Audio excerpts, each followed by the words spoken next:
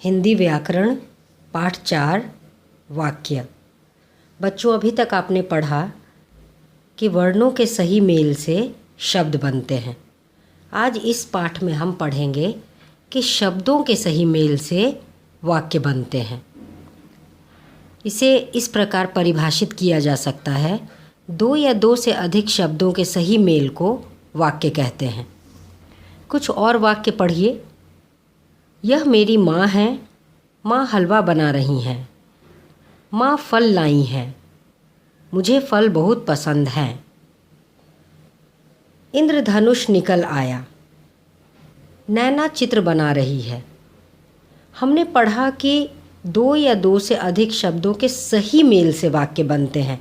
मैंने सही शब्द पर ज़्यादा जोर दिया यह समझने के लिए कि अगर शब्द सही स्थान पे ना हो तो सार्थक वाक्य नहीं बनेगा।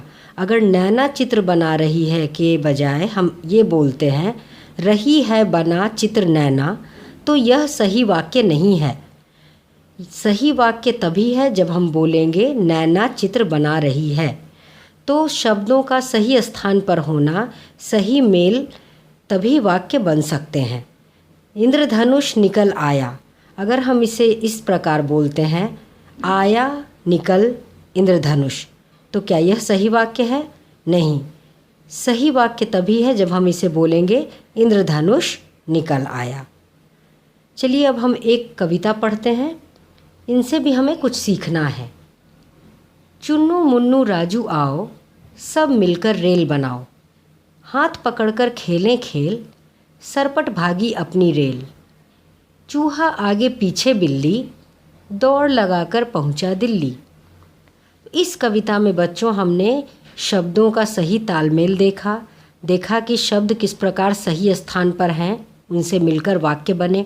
और एक और चीज़ हमने सीखी, वह है तुक वाले शब्द, जैसे आओ बनाओ, खेल रेल, बिल्ली दिल्ली। अब एक तस्वीर है जिसमें एक व्यक्ति खाकी वर्दी पहनकर खड़ा है, उसके कंधे पर एक थैला है और उसके हाथ में एक लिफाफा है। हाँ, आप तस्वीर से ही समझ सकते हैं कि यह एक डाकिया की तस्वीर है। अब दो पंक्तियाँ दी गई हैं।